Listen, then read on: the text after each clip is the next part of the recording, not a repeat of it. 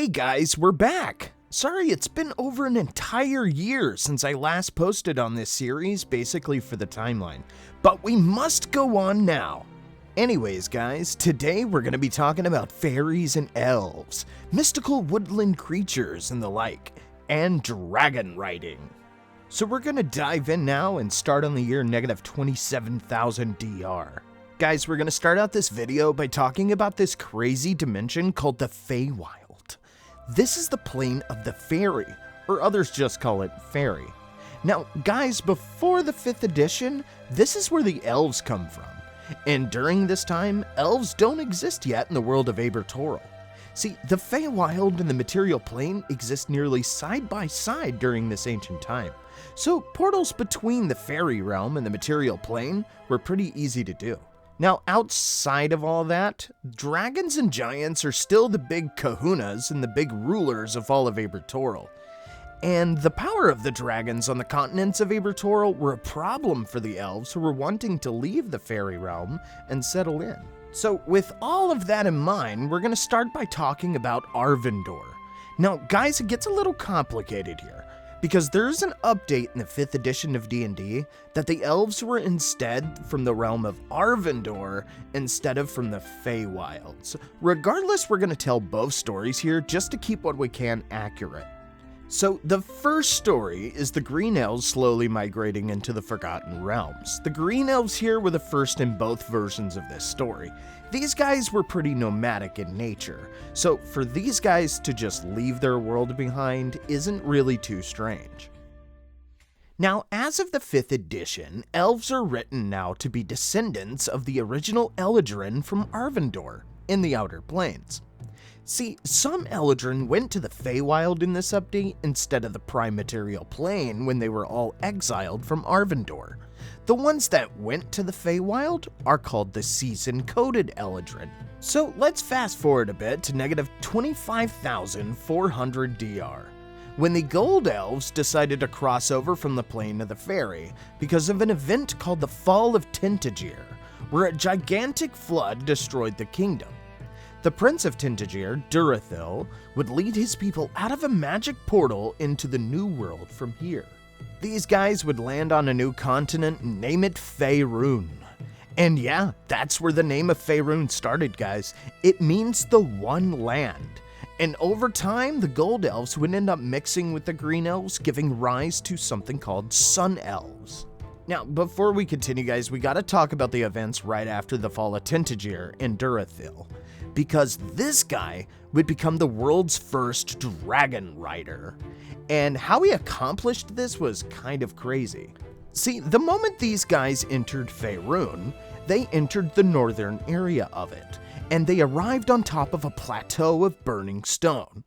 And without warning, they were immediately attacked by the Master of the Mountains, the Red Dragon, Mahatnartorian, who was also currently locked into a battle with a band of Avaria warriors, who also ended up helping the elves. Now guys, even with all 50 survivors and the band of Avaria warriors, they could not take the Red Dragon down. Elvish magic here had almost no effect on Mahatnartorian, but they did manage to drive the dragon away.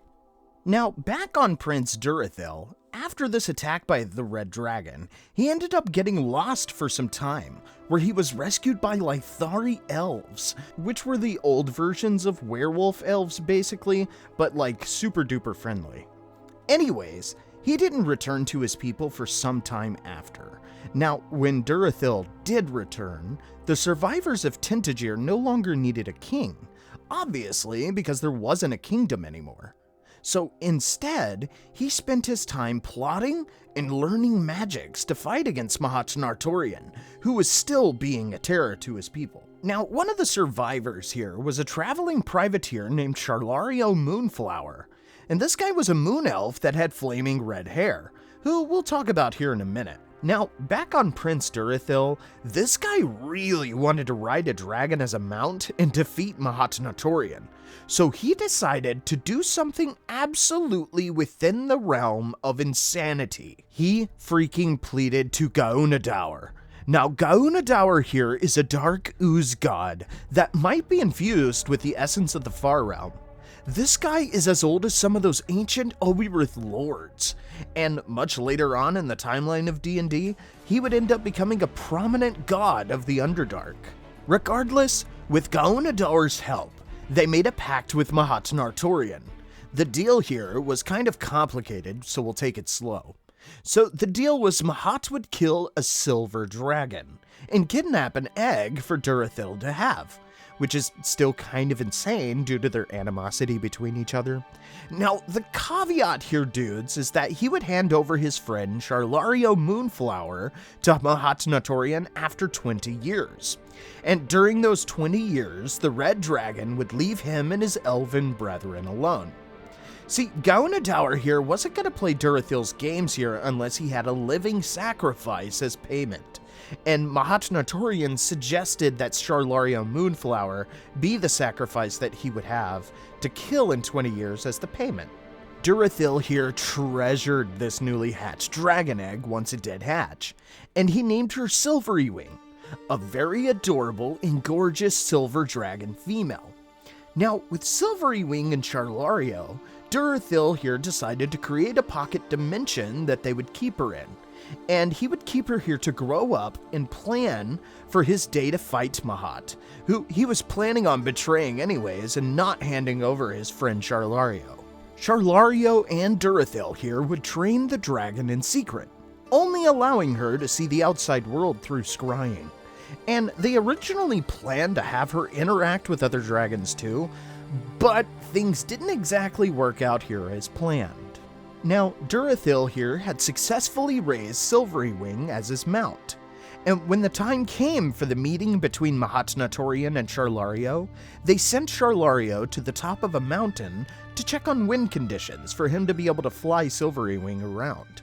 Charlario here did not know that Mahat would attack instead, trying to fulfill their debt to Gaunadaur. Now, obviously, Durothil had no intentions on having his friend sacrificed, so he rode out of the pocket dimension on top of Silvery Wing as the first ever Dragonrider in Faerun.